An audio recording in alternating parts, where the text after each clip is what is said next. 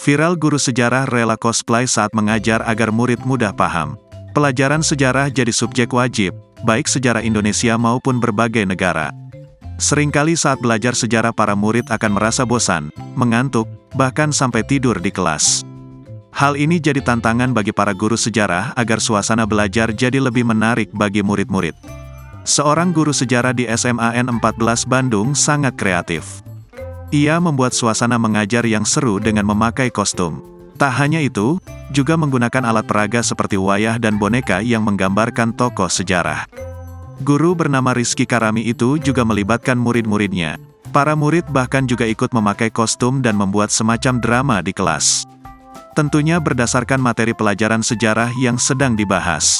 Belajar sejarah yang biasanya monoton, penuh dengan teks bacaan, jadi lebih menarik.